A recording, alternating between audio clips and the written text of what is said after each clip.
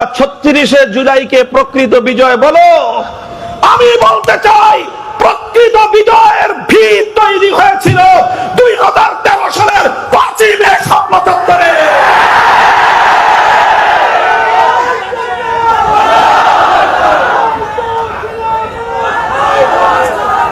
ونشهد أن لا إله إلا الله وحده لا شريك له ونشهد أن سيدنا ومولانا محمدا عبده ورسوله صلى الله تعالى عليه وعلى آله وأصحابه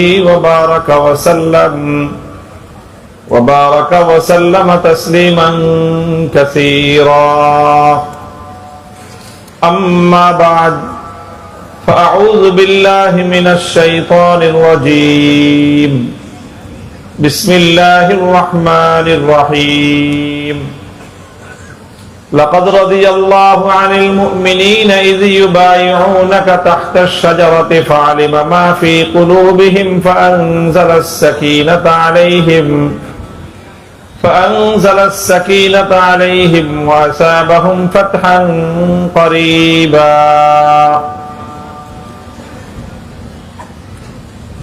بارك الله لنا ولكم في القرآن العظيم ونفعنا وإياكم بالآيات والذكر الحكيم اللهم صل على محمد وعلى آل محمد كما صليت على إبراهيم وعلى آل إبراهيم إنك حميد مجيد اللهم بارك على محمد وعلى آل محمد كما باركت على إبراهيم وعلى آل إبراهيم إنك حميد مجيد محترم حضرات صدر জলসা বাংলাদেশ জাতীয় সিরত কমিটির সম্মানিত সভাপতি হযরতুল আল্লাহ মুফতি ইমাদউদ্দিন হাফিজাহুল্লাহ, উপস্থিত অন্যান্য উলামায়ে কেরাম, ঐতিহ্যবাহী এই ধূপখোলা মাঠে আয়োজিত আজকের এই আজিমুশান সিরাতুন নবী সম্মেলনের বিপুল পরিমাণ ধর্মপ্রাণ মুসলমান ভাই ও বন্ধুগণ, পুরাতন ঢাকার আমার প্রাণপ্রিয় এলাকাবাসী, আমাদের সভাপতি সাহেব বলেছেন আজকের এই আয়োজন এটা গতানুগতিক মাহফিল না। একটা মাহফিলে 2-3 জন আলোচক আলোচনা করেন, মাহফিল ওয়াজ করেন, বয়ান করেন। আজকের এই সম্মেলনটা এটা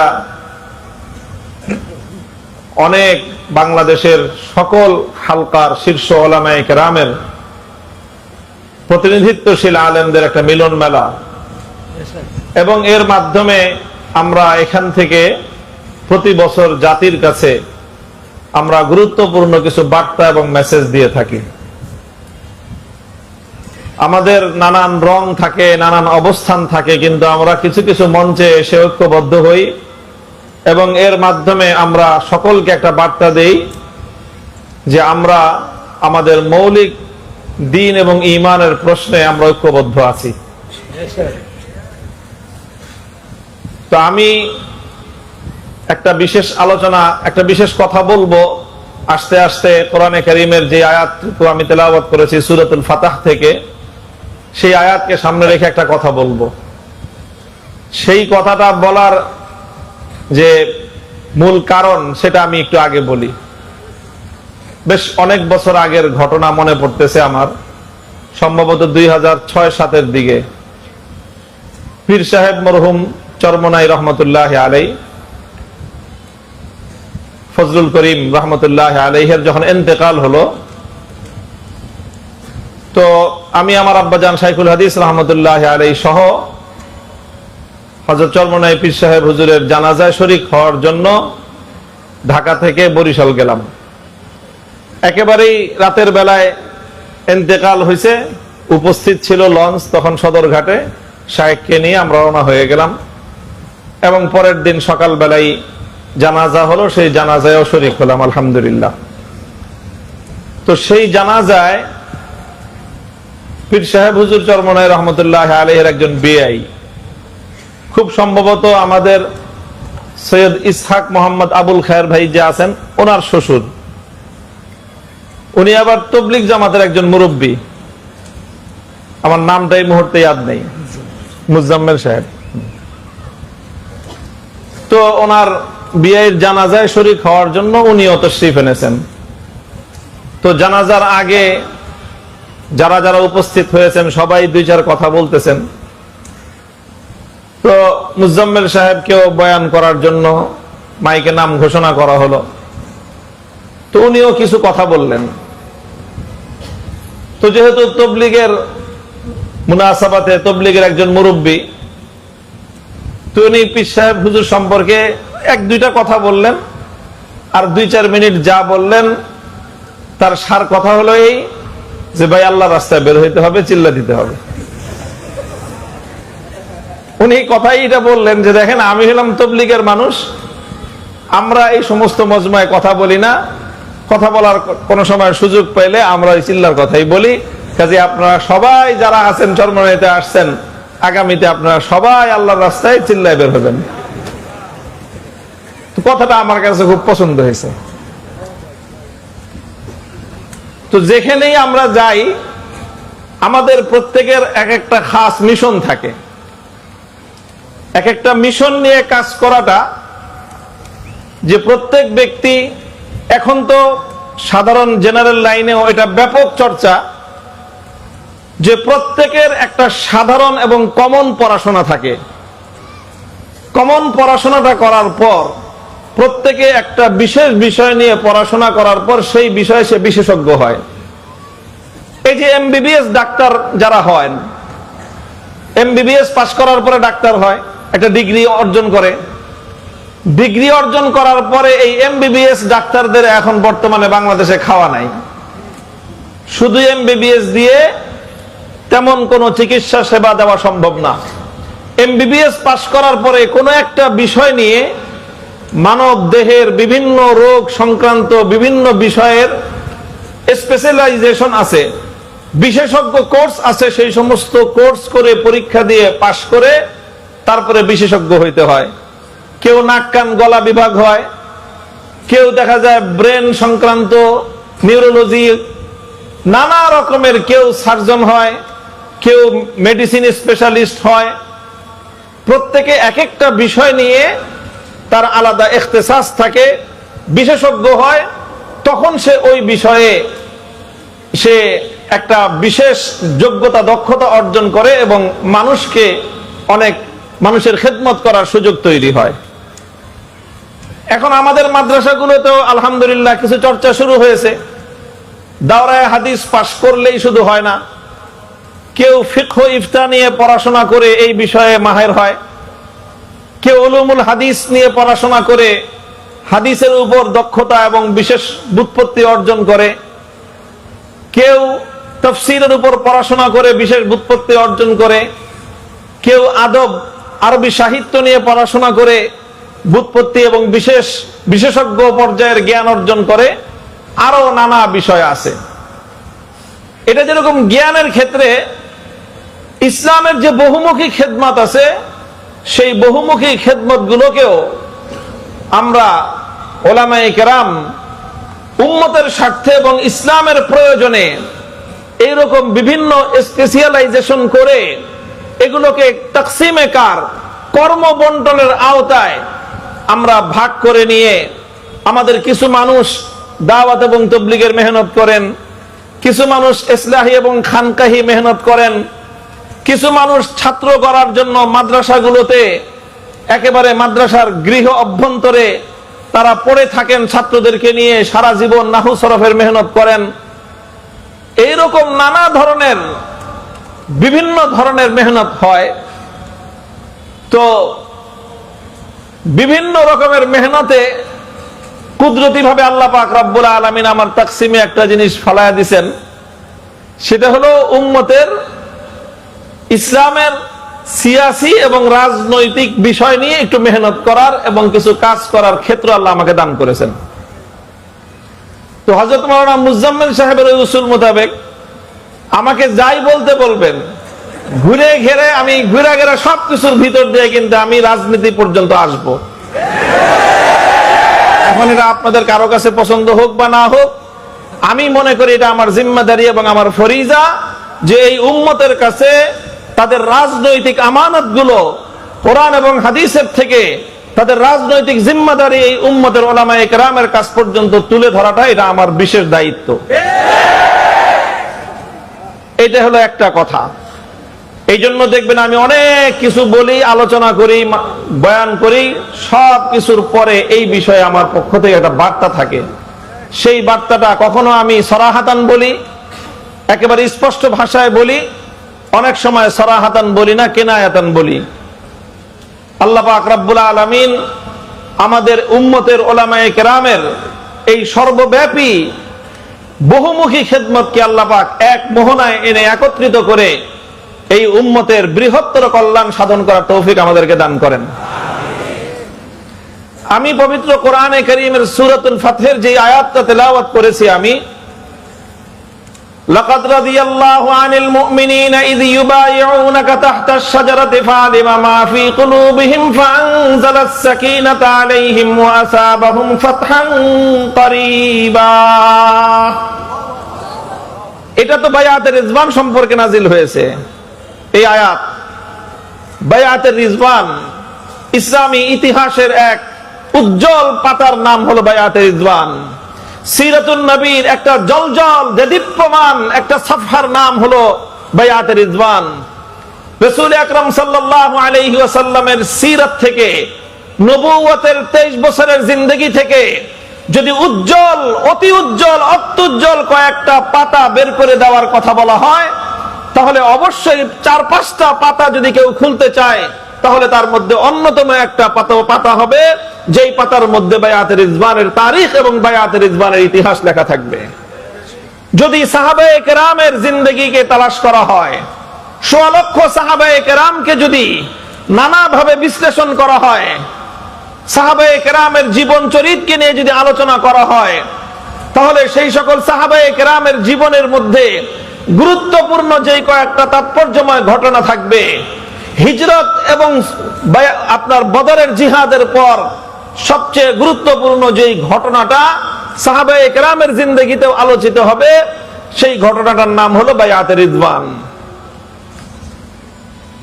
বায়াতের রিজওয়ান, সুলহুল হুদাইবিয়া, অনেকগুলি নাম আছে এই ঘটনার।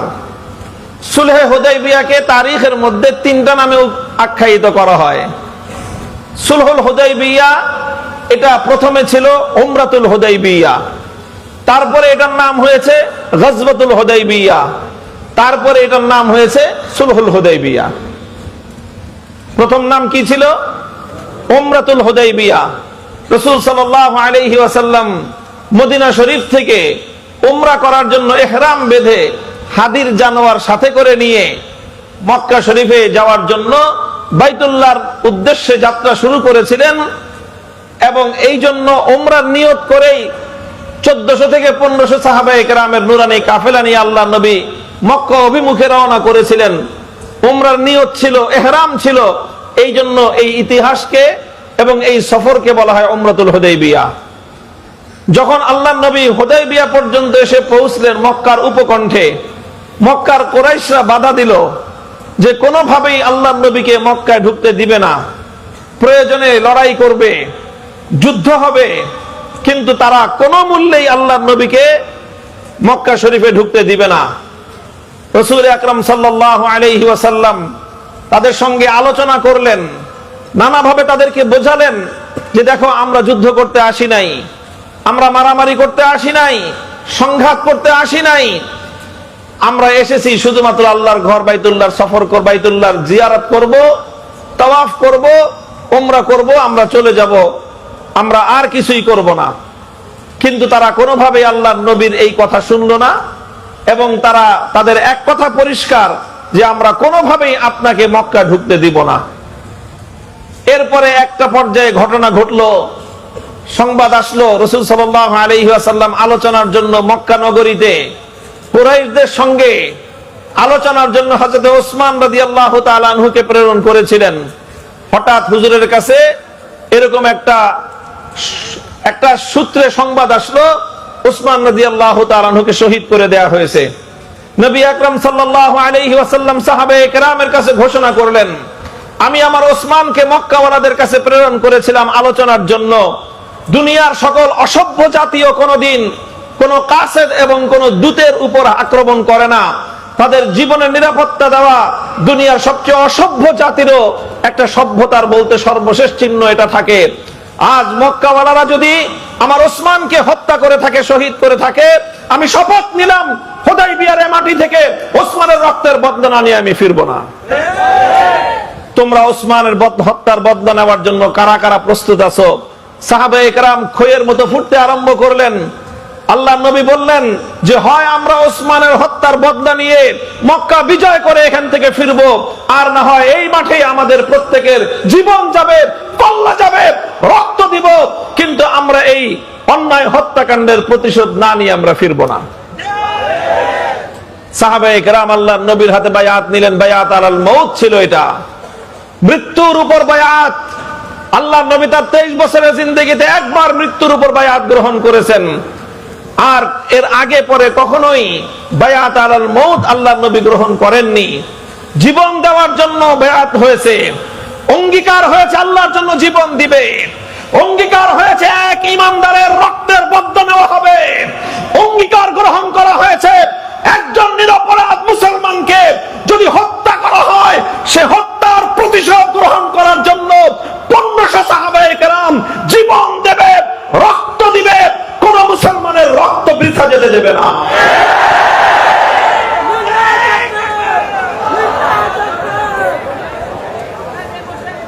এইভাবে বায়াতে রিদওয়ান হলো। সাহাবায়ে কেরামের এই জজবা, একজন মুসলমানের প্রতি তাদের হৃদয়ের এই ভালোবাসা, তাদের এই আন্তরিকতা, একজন নিরপরাধ মানুষের রক্তের প্রতিশোধ গ্রহণ করার, হত্যার বদলা গ্রহণ করার এই মানসিকতাকে আমার আল্লাহ পাক রব্বুল আলামিন এপ্রিশিয়েট করলেন। আল্লাহ শুধু সমর্থন করেছেন তাই নয়, বরং আল্লাহ পাক রব্বুল আলামিন এটাকে সর্বতোভাবে আল্লাহ পাক উৎসাহিত করলেন, এবং আল্লাহ বললেন লাকাদ রাদিয়াল্লাহু আনিল মুমিনিন ইয ইউবাইউনাকা তাহতাশ শাজারাতি। জীবন দেওয়ার জন্য যখন সাহাবীরা আপনার হাতে বায়াত গ্রহণ করেছিল, আল্লাহ বলেন যে আমি সেই বায়াতের প্রতি আমার পক্ষ থেকে আমি আমার সন্তুষ্টির ঘোষণা করলাম। এজন্য ইতিহাসের মধ্যে এই বায়াতকে বলা হয় আল্লাহর সন্তুষ্টির বায়াত।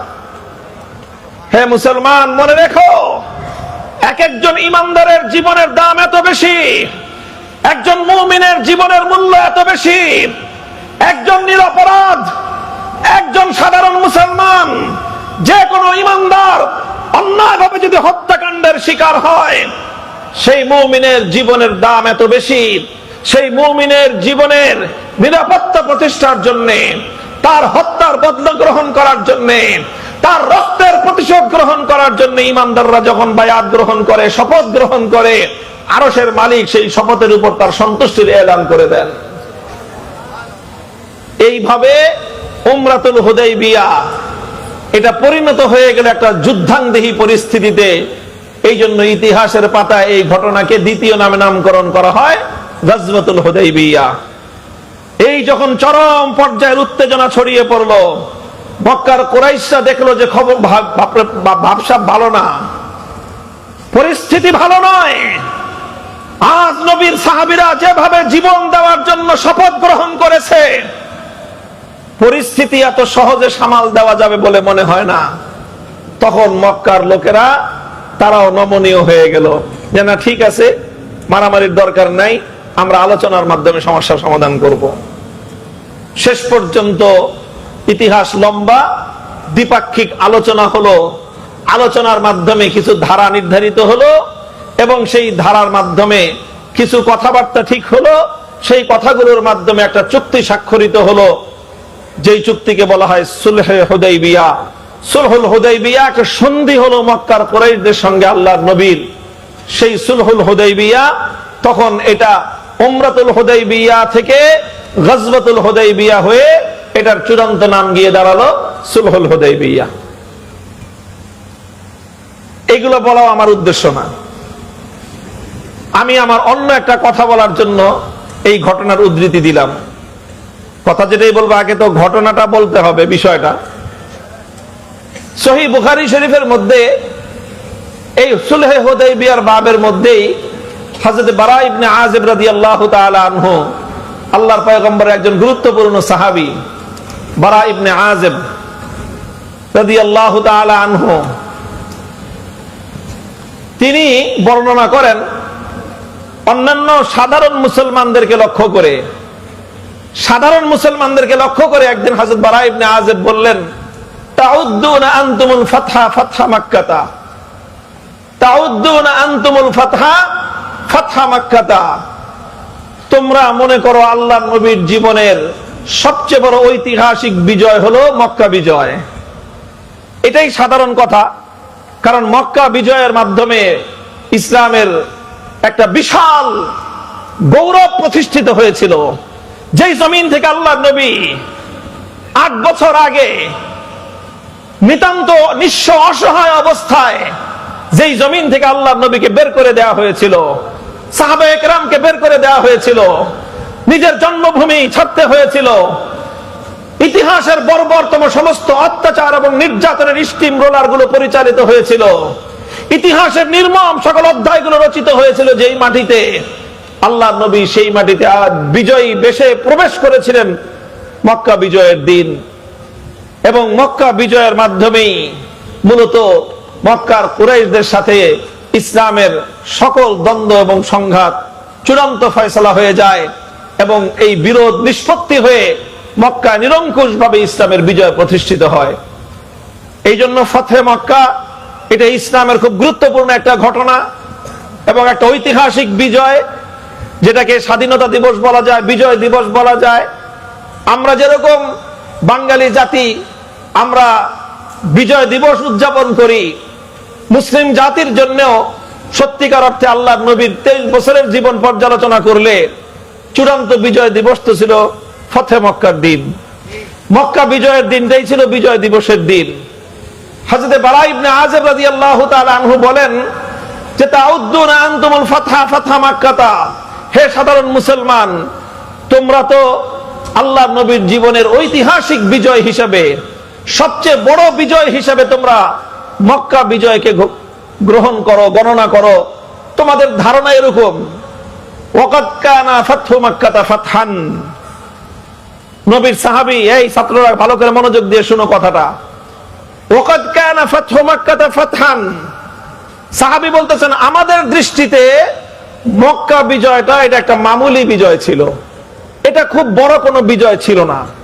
মক্কা বিজয়টা একটা সাধারণ বিজয় ছিল। ওয়ানাহনু নাউদ্দুল ফাতহা বায়াতার রিদওয়ান ইয়াউমাল হুদাইবিয়াহ, ওয়ানাহনু নাউদ্দুল ফাতহা বায়াতার রিদওয়ান ইয়াউমাল হুদাইবিয়াহ।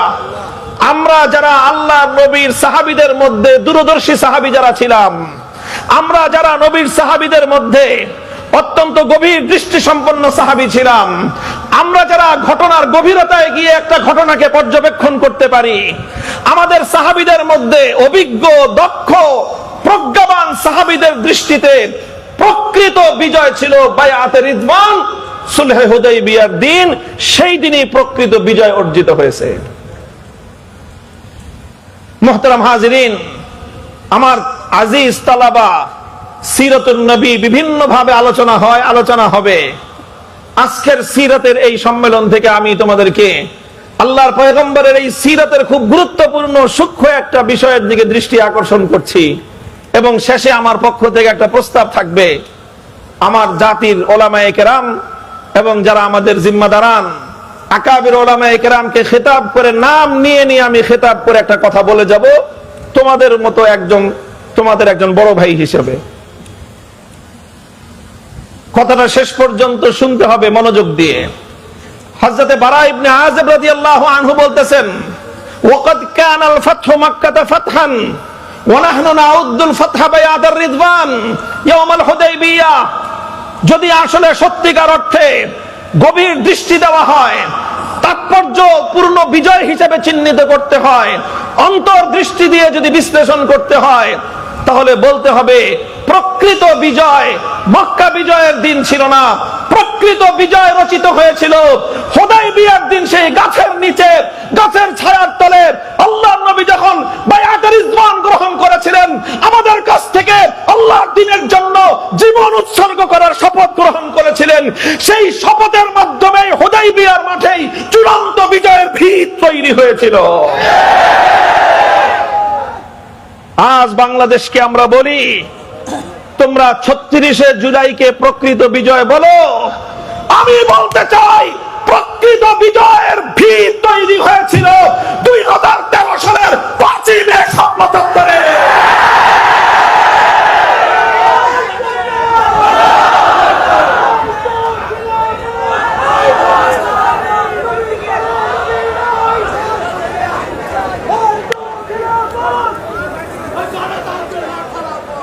এটা খুব ভালো করে মনে রাখতে হবে। আজ এই কথা আমরা অনেকে বলি না, অনেক সময় আমাদের ভুল হয়ে যায় কথাটা বলতে।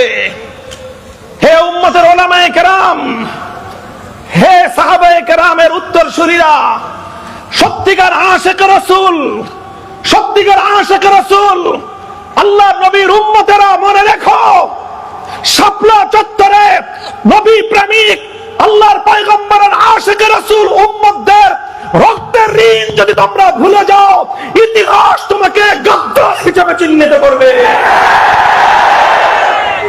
কারা আল্লাহর নবীর জন্য, কারা আল্লাহর পয়গম্বরের জন্য, কারা আল্লাহর নবীর সত্যিকার ভালোবাসার প্রেমে জীবন উৎসর্গ করতে পারে, ইসলামী ইতিহাসের 1400 বছরের ইতিহাসে শাপলা চত্বর এক অনন্য ঐতিহাসিক ঘটনা। আল্লাহর নবীর ইজ্জতের উপর যখন আঘাত আসে, যখন আমার নবীর ইজ্জত নিয়ে ছিনিমিনি খেলা হয়, যখন আমার নবীর পূত পবিত্র চরিত্রের উপর কালিমা লেপন করার চেষ্টা করা হয়, যখন আমার নবীর ইজ্জতের চাদর নিয়ে টানাহেচড়া করা হয়, আশিকে রাসূল হিসেবে অনেকেই নিজেকে পরিচয় দিতে পারে, কিন্তু যখন আল্লাহর নবীর ইজ্জতের হেফাজতের জন্য শাহাদাতের রক্তের নজরানার প্রয়োজন হয়, তখন সেই নবীর ইজ্জতের জন্য রক্তের নজরানা কারা দিতে প্রস্তুত, শাপলা চত্বরে বাংলাদেশের উলামায়ে কওমিয়া প্রমাণ করে দিয়েছে।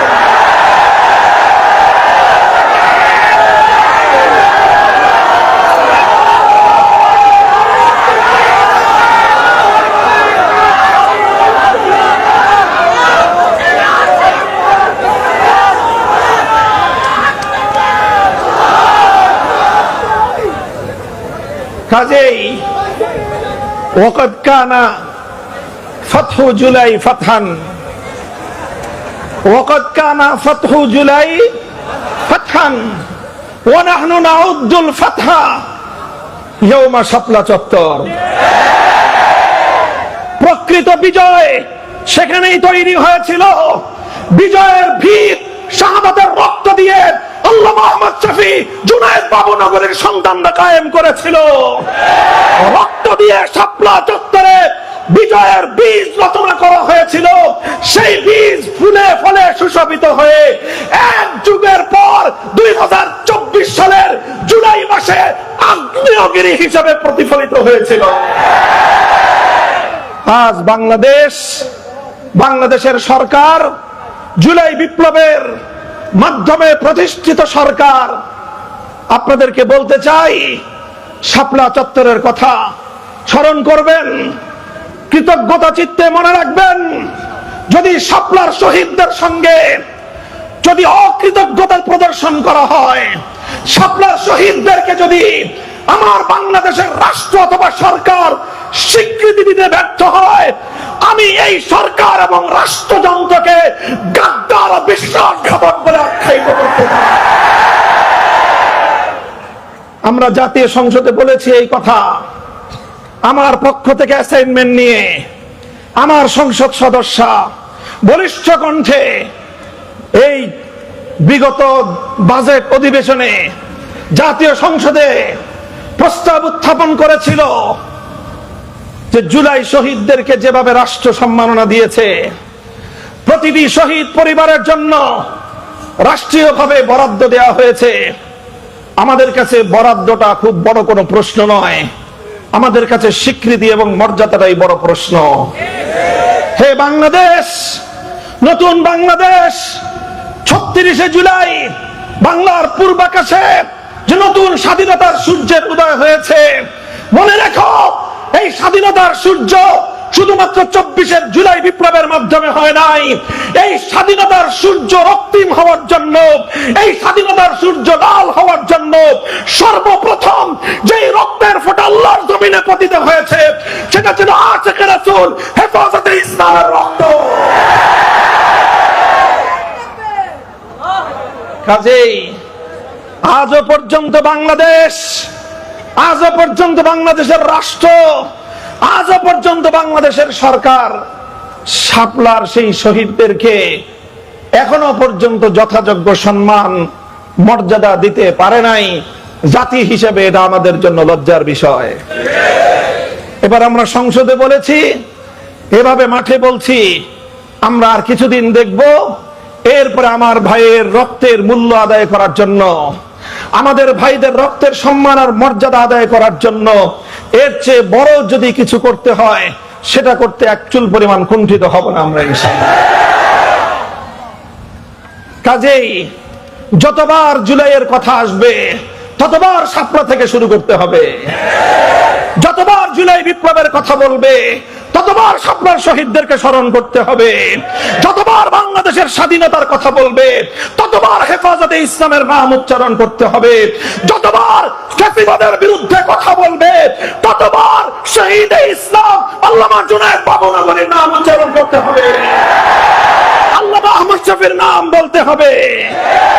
হে জাতি, হে বাংলাদেশের ফ্যাসিবাদ পরবর্তী স্বাধীন বাংলাদেশের নাগরিকরা, আল্লামা আহমদ শফীর কৃতজ্ঞতা যদি তোমরা স্বীকার না করো, আল্লামা জুনায়েদ বাবুনগরীর সংগ্রামী ভূমিকাকে যদি তোমরা ভুলে যাও, আল্লাহর কসম জাতি হিসেবে তোমরা কোনোদিন কৃতজ্ঞ জাতি হিসেবে পরিচয় দিতে পারবে না। এটা হলো আমার একটা বার্তা, একটা বার্তা। আমি দাবি করি জুলাই আমাদের লড়াই। আমি বই লিখেছি জুলাই কেন আমাদের লড়াই। জুলাইয়ের উপর, জুলাইয়ের বিপ্লবের উপর আমাদের সত্য আছে, আমাদের মালিকানা আছে। এই মালিকানা কারো অনুগ্রহে নয়, এই মালিকানা কারো অনুদানে নয়। এই মালিকানা প্রতিষ্ঠিত করেছি আমরা রক্তের নজরানা দিয়ে। এই মালিকানা আমরা প্রতিষ্ঠিত করেছি আমাদের জীবন বিপন্ন করে। এই মালিকানা আমরা প্রতিষ্ঠিত করেছি দিনের পর রাত, রাতের পর দিন কারাগারের অন্ধকার কুঠুরিতে দিন গুজরান করে। এই মালিকানা আমরা প্রতিষ্ঠিত করেছি স্বৈরাচারী ড্যাডি ফেরাউনের চোখের উপর চোখ রেখে কথা বলে। এই মালিকানা আমরা প্রতিষ্ঠিত করেছি স্বৈরাচারী জালিম ইতিহাসের কুখ্যাত বর্বর শাসকের হুমকি আর ধমকিকে উপেক্ষা করে। কেউ যদি আমাদের এই মালিকানাকে দুর্বল করে দিতে চান, যদি তিনি আমার ঘরানার হন, আত্মঘাতী চিন্তা করতেছেন। তিনি যদি আমাদের অন্য ঘরানার হন, ষড়যন্ত্রে লিপ্ত হয়েছেন। ষড়যন্ত্রকারীরাও হুঁশিয়ার হয়ে যান। যারা আত্মঘাতী চিন্তা করেন, আপনারা আর একটু সচেতন হন, সচেতন হন।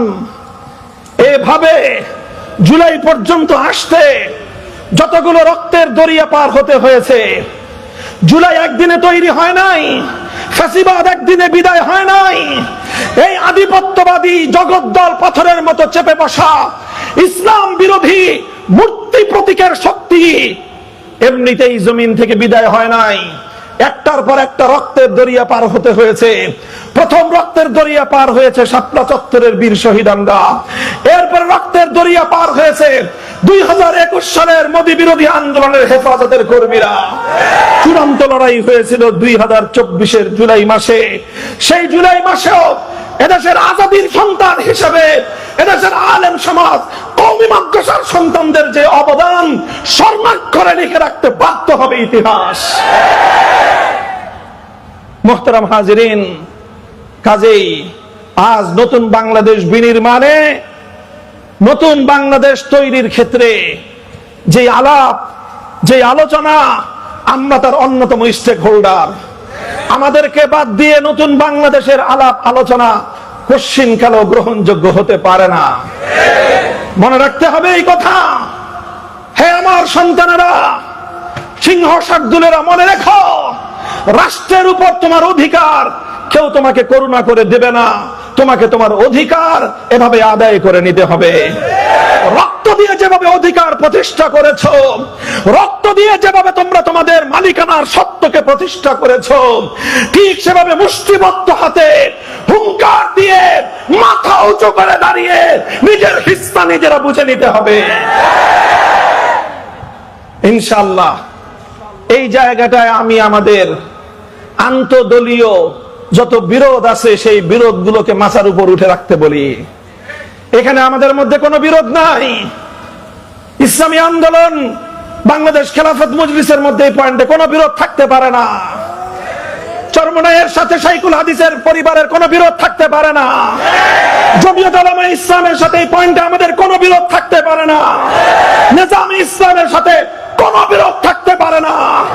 হাতে হাত রেখে রক্ত দিয়ে যেভাবে আমরা জমিনে আমাদের মালিকানা কায়েম করেছি, আমাদের ভাইরা শাহাদাতের রক্ত দিয়ে কাফনের কাপড় পরে তারা যেভাবে কবরে গিয়ে শুয়ে আছে, ঠিক সেভাবে প্রয়োজনে আবার কাফনের কাপড় দিয়ে পাগড়ি বাঁধতে হবে।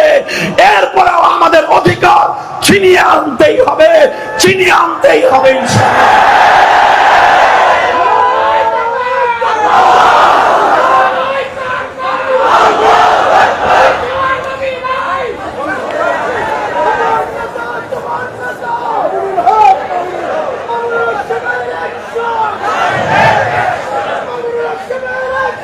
আমি একটা কথা বললাম, এই কথাটা আপনারা খুব ভালো করে মনে রাখবেন। আমার আরেকটা কথা গুরুত্বপূর্ণ, যেই কথাটা আমার মূল মেসেজ, সেটা আমি এখন বলতেছি। সেটা হলো এই যে বায়াতের রিদওয়ানকে এতটা তাৎপর্যময় যে বর্ণনা করা হলো, এতটা গুরুত্ব দেওয়া হলো বায়াতের রিদওয়ানকে, এটা তো পরবর্তী যুগের কোন ঐতিহাসিক এই গুরুত্বটা দেয় নাই। এই গুরুত্বটা তো স্বয়ং সাহাবায়ে কেরাম দিয়েছেন, এই গুরুত্বটা তো স্বয়ং আল্লাহর নবী দিয়েছেন। বরং আরেক কদম বাড়িয়ে তো বলতে হবে, এই গুরুত্ব তো স্বয়ং আমার আল্লাহ ঘোষণা করেছেন। আল্লাহ রাব্বুল আলামিনই তো সুলহে হুদাইবিয়ার পর যখন আল্লাহর নবী হুদাইবিয়া থেকে মদিনার দিকে ফিরে যাচ্ছিলেন, সাহাবায়ে কেরামের হৃদয়গুলো, তাদের হৃদয়গুলো ভাঙ্গা ছিল, তাদের মনগুলো বেদনা বিধুর ছিল।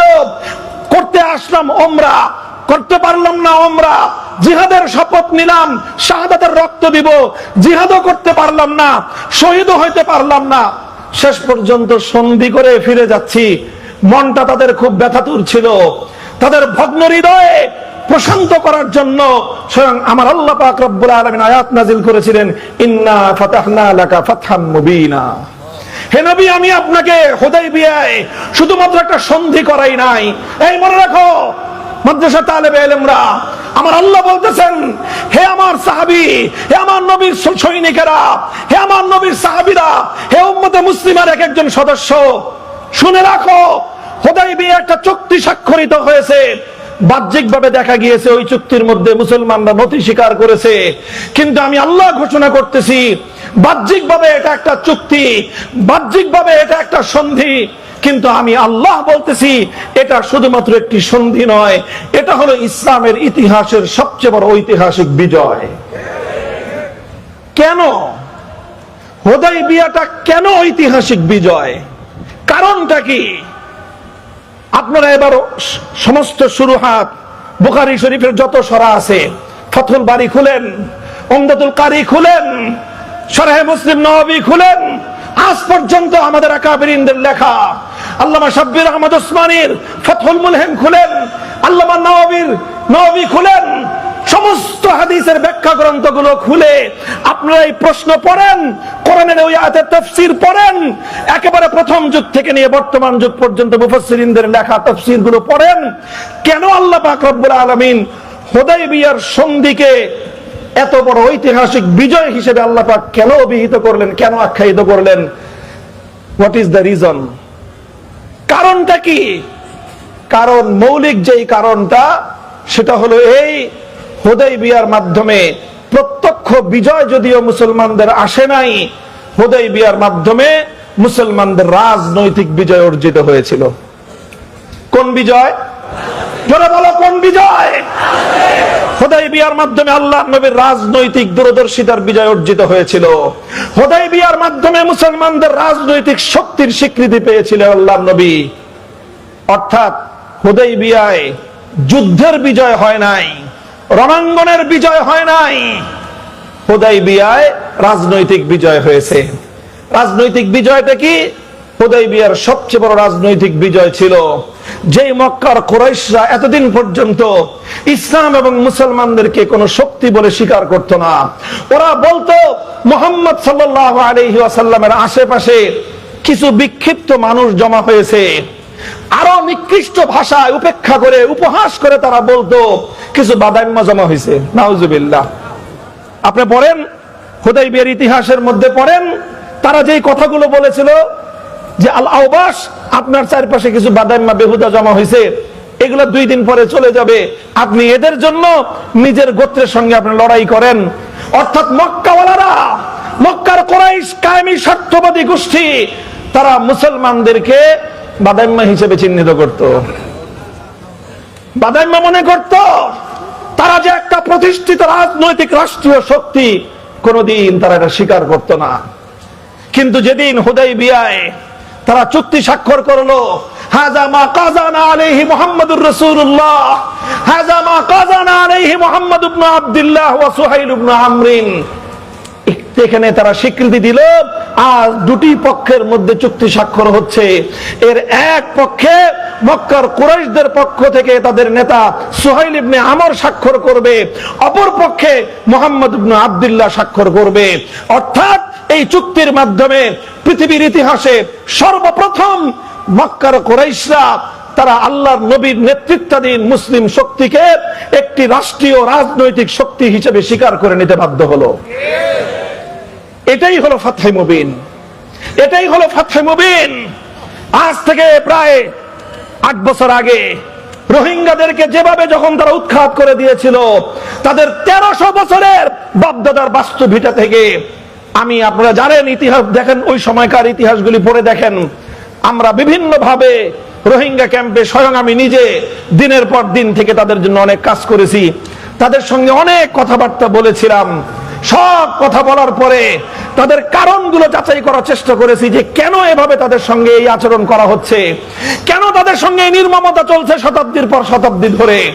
আমার কাছে যেই কারণটা মনে হয়েছে সেটা হলো রোহিঙ্গারা ওই এলাকায় অনেক কিছু করেছে, অনেক কিছু করেছে, কিন্তু আরাকানে তারা তাদের রাজনৈতিক নেতৃত্ব প্রতিষ্ঠা করতে পারে নাই।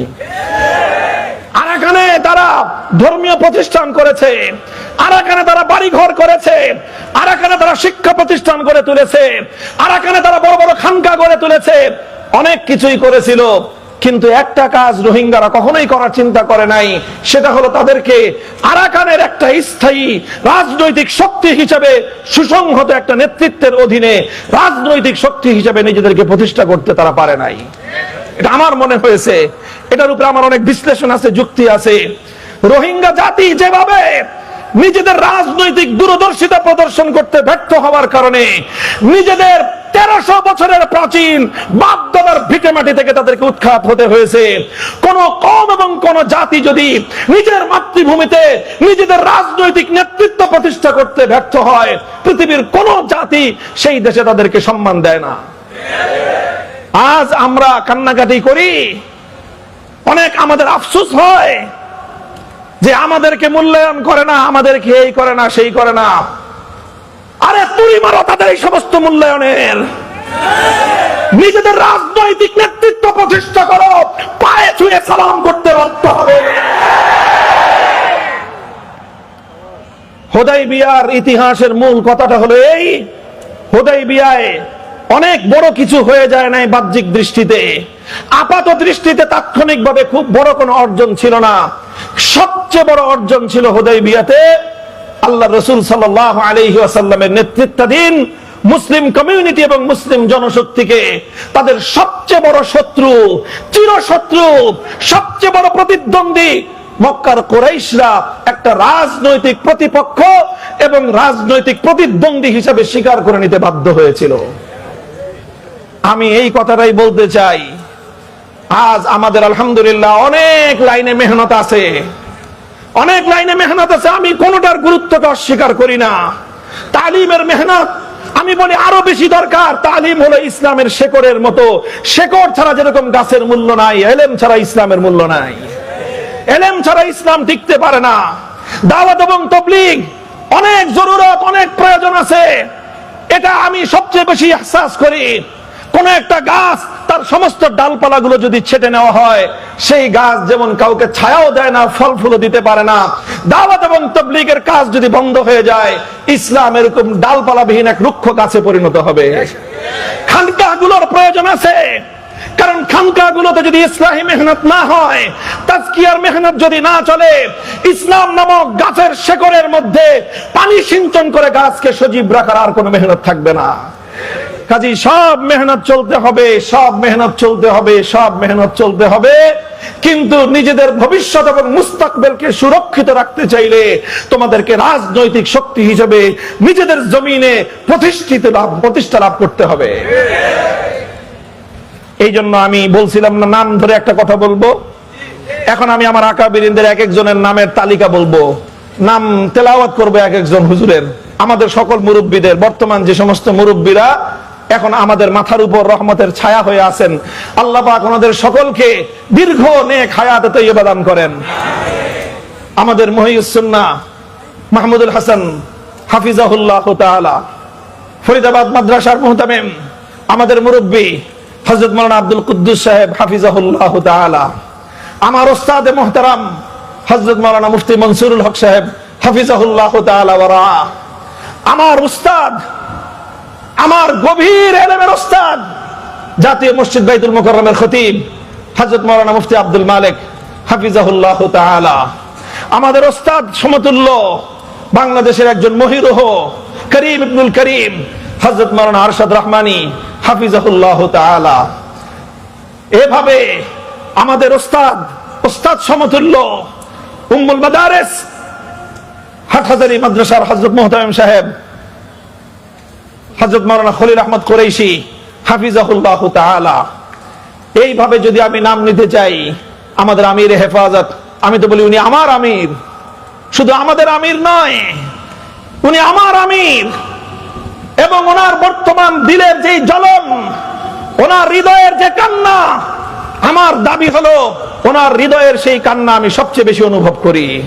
কারণ আমার জীবনের সবচেয়ে কঠিন সময়ে 3 বছরের হাসিনার জুলুমের জিন্দানখানায় আমি অনুভব করেছি আমার হৃদয়ে সান্ত্বনার পরশ হয়ে বুলিয়ে দিত আমির হেফাজত আল্লামা শাহ মুহিবুল্লাহ বাবুনগরীর দোয়া এবং তার স্নেহের পরশ। কাজেই আমি সেই আমার আমিরের কোনদিন কোন নির্দেশ অমান্য আমি করি না। আমি ওনার হৃদয়ের জ্বলন এবং হৃদয়ের আকুতি বুঝেছি, এবং হৃদয়ের আকুতি বুঝে সেই আকুতি পূরণ করার জন্যই আমার জান কোরবান করার শপথ নিয়েছি। আমি সব কথাগুলো বলছি উম্মতের উলামায়ে কেরামকে লক্ষ্য করে বলছি। এই যে বড় বড় ইদারাগুলোর কথা বললাম, হাটহাজারী থেকে পটিয়া মাদ্রাসা, আমাদের যাত্রাবাড়ি মাদ্রাসা, আমাদের ফরিদাবাদ মাদ্রাসা, আমাদের জামিয়া কোরআনিয়া লালবাগ মাদ্রাসা, আমাদের এই সমস্ত ইতিহাসের একেবারে জ্বলন্ত এক একটা উজ্জ্বল নক্ষত্রের মতো জ্বলজ্বল করা তারকা প্রতিষ্ঠান, হাজার হাজার মুআল্লিম তৈরি করতেছেন আপনারা, যারা তালিমের মেহনতকে জিন্দা রেখেছে। হাজার হাজার মুবাল্লিগ তৈরি করতেছেন, সহিহ নাহজের উপর তাবলীগ চালাইতেছে। হাজার হাজার মুসলিম এবং মুজাক্কি তৈরি করতেছেন, খানকাগুলো চালাচ্ছে। আরো অনেক হাজার হাজার দায়ী পয়দা করতেছেন, যারা উম্মতের দাওয়াত এবং ওয়াজের মেহনতের ময়দানে মেহনত তারা করতেছেন। সব কিছু করতেছেন, কিন্তু আমার প্রশ্ন হলো, ফরিদাবাদ মাদ্রাসা থেকে এই পর্যন্ত কয়জন জাতীয় পর্যায়ে নেতৃত্ব দানকারী রাজনৈতিক নেতা আপনারা তৈরি করেছেন?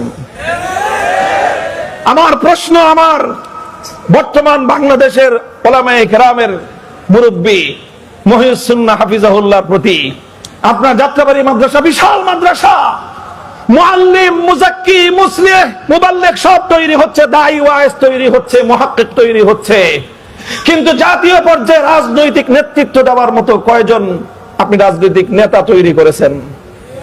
মুফতি মনসুরুল হক সাহেব হুজুর, আপনার মেধা যোগ্যতা সম্পর্কে সবচেয়ে বড় ওয়াকিফ আমি জানি। আপনার কাছে বিনীত প্রশ্ন যে আপনারা সব তৈরি করেছেন, আপনার জিন্দগির প্রায় 50 সালা মেহনতের মাধ্যমে কয়জন ব্যক্তি রাজনৈতিক ময়দানে নেতৃত্ব দিচ্ছে এবং আপনি তার সরপরস্তি করতেছেন, সেই বিষয়গুলি আমরা কনফিউজড। আমি বলতে চাই যে কথা, উম্মতের সব লাইনে মেহনত যেরকম হওয়া জরুরি, কোন একটা লাইনের মেহনতকে এক চুল পরিমাণ আমি গুরুত্ব কমাচ্ছি না, তবে সেই সাথে আমি যুক্ত করতে বলছি এই সকল বড় বড় দ্বীনি ইদারাগুলো থেকে সুপরিকল্পিতভাবে আগামী দিনে এই জমিনে নেতৃত্বের বাগডোর সামলানোর জন্য যোগ্য কায়েদে মিল্লাত রাজনৈতিক নেতা তৈরি করতে হবে।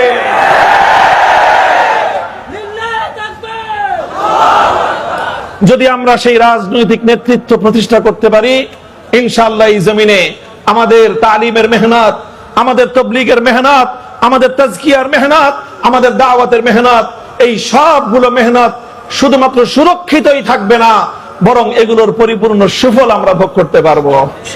কারো কাছে আমাদের ধর্ণা দেওয়া লাগবে না।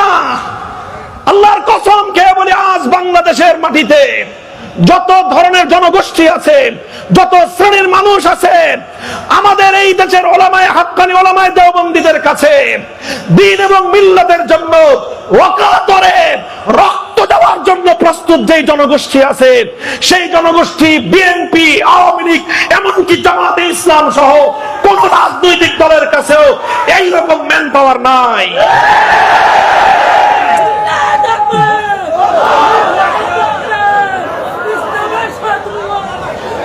সুতরাং আমার আজকের আখেরি পয়গাম হলো এই, আল্লাহ নবীর সিরাত থেকে, সিরাতুন নবীর এই আলোচনাটা আমি করে গেলাম যে আল্লাহ নবীর জীবনের সবচেয়ে বড় ঐতিহাসিক বিজয় হিসেবে আল্লাহ পাক আখ্যায়িত করেছেন সেই দিনকে, যেই দিন আল্লাহ নবীর রাজনৈতিক বিজয় প্রতিষ্ঠিত হয়েছিল।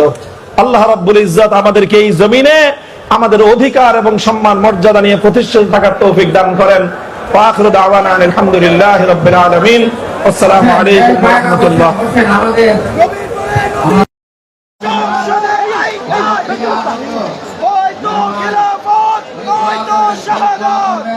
সুতার টুপি খুলতে হবে, লোহার টুপি পড়তে হবে।